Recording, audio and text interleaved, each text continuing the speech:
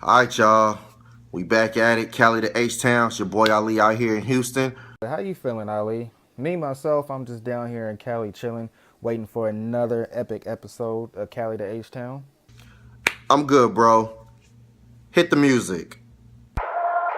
1381 when the game on the line, know the way to get it done, huh?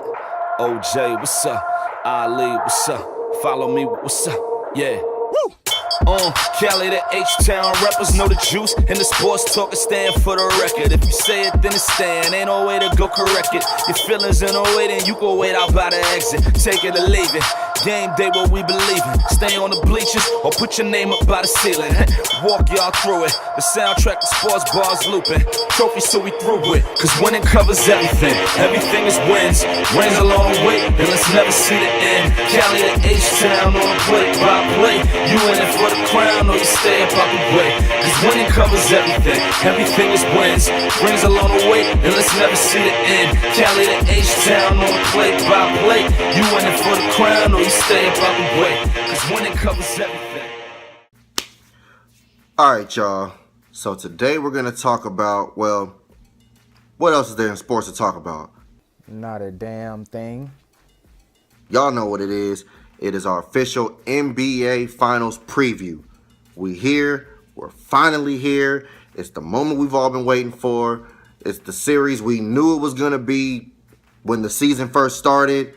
Not only when the season first started, but when the last season ended.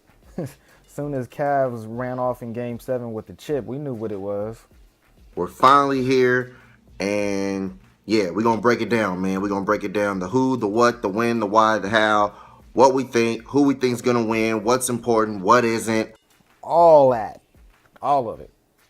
All right, OJ, so what are some of your thoughts on the finals? Just general thoughts on the series. Man, dog, I'm excited. Like, I'm really anticipating this to be epic. I mean, I know some people are upset with the 3 championship titles, back to back to back with the same 2 teams. Man, cut all that. This is greatness. Obviously, these are the 2 best teams in the league. And if you look at both sides, both teams are as desperate as they ever were. Because if we break down 2015, I mean, the Cavs more or less were they weren't even really supposed to be there. I mean, nobody exactly anticipated them to make the title run the first year of LeBron coming back. But the fact that they did, and then when they got there versus Golden State, which is their first finals as well, and everybody was basically heavily favoring them. So the Cavs, I mean, it was entertaining at first, but, once Kyrie went down, the love went down, we already knew what it was. And then you had the rematch, the 73-9 team, which was supposed to just sweep through the playoffs, but then we see that wasn't the case. They had their hardest playoff challenge last year compared to all 3 years. And then you see what happened, the epicness of that upset of great proportion. This year, not only is it the tiebreaker of the 3 series, but we have even more weighted shoulders of LeBron and Kevin Durant, because Kevin Durant, we all know his story. If he doesn't win now with the team he has around him, with another fellow MVP, his career is in jeopardy. And I don't mean as far as him not being able to play, but just who is he going to look in the eye after that, especially with the media, man? Because you already took hell for going there, and this was what you went there for. So if you don't capitalize, LeBron or not, that's a bad look. And LeBron himself, I mean, he's going to be great regardless, but this step forward he can take by winning this finals, he's really not going to have nothing else to say. I mean, it's already kind of like that, but if you beat the Warriors 2 years in a row after the 73-9, and then you beat them again with another MVP joining them, that's it. And if he loses, he's still going to have to take a lot of heat because of his overall finals record, which is unfortunate. But I mean, 3-5 is just not going to look too good no matter who he's going against. All right, some of my thoughts on this series, some things that I'm looking out for. Steph Curry. This is his 3rd NBA Finals in a row. But keeping it all the way a buck, he has not been great in the finals. The first one in 2015, he got a pass because Kyrie got hurt. Curry did not have to be great. And see, this is what I love about the NBA Finals over pretty much any other championship, because it's the only one that forces the best players to play their best basketball. Guys win the Super Bowl all the time and don't necessarily play their best. I mean, we saw what happened, a couple years ago. The Broncos won the Super Bowl. Peyton Manning played awful. Now, the defense was great, but he was terrible. Yet he won the Super Bowl. But in the NBA, you don't see great players play terrible and win the championship. That basically almost never happens. Like I said, Curry got a pass because he didn't have to play great to beat Cleveland in 2015 because the Cavs were so depleted. All he had to do was somewhat show up here and there, which he pretty much did, and then the Warriors ended up winning the championship in 6 games.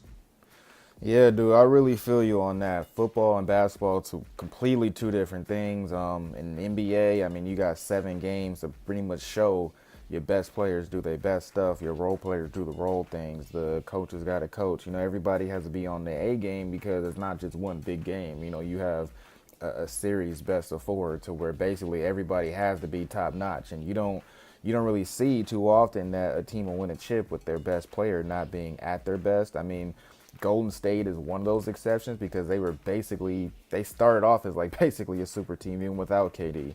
Because like you mentioned, I mean, Steph was good, but he wasn't like MVP great during those seasons. A lot of the times he got bailed out. I mean, not only because of the good help he had around him, but every single point guard he faced in that 2015 run was injured. He didn't have to go against one starting point guard. The only starting point guard he went against was game 1 of the finals versus Kyrie.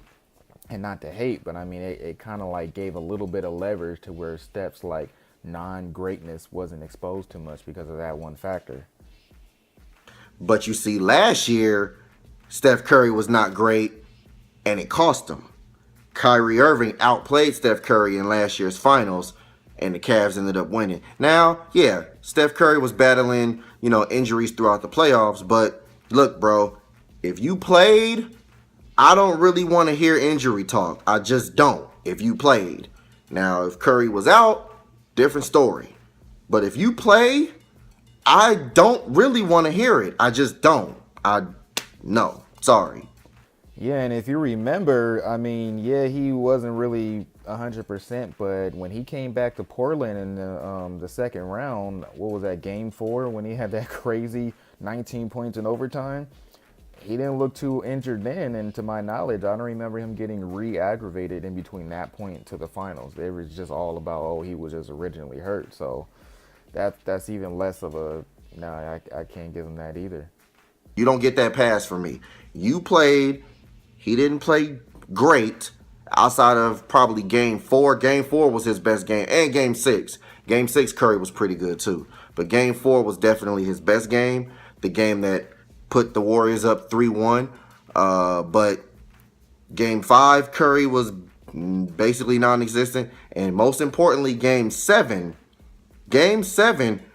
Curry was a no-show in the fourth quarter. That dude went, 1 for 6 in the fourth quarter, I think? Dude, game 7 was terrible. I really feel like that was one of the best games I've ever seen in my life, so I have replayed it since multiple times.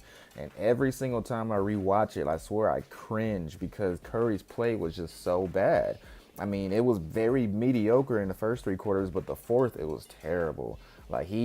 You can tell when it got to crunch time, after that whole LeBron block, and when, especially when Kyrie hit that jumper on him, he tried. He really tried. He tried to do some moves on Kyrie, and he hit it. It hit off the right side of the backboard, back down, no rim. Then the other play, when he basically wanted to do the game winner, he tried to do it on Love, was jigging, doing all his stuff, all that 2-time MVP stuff, but it didn't work that time. And then he had another shot basically as time expired, as in desperation, and that was off as well. He just really completely deflated. He looked like he was fresh out of Davidson again. It looked bad. And yeah, Curry is one thing I'm definitely keeping an eye on for this series. Stay tuned for the next segment, y'all, where we go over the Warriors reaching the finals undefeated in the playoffs, and of course, LeBron James.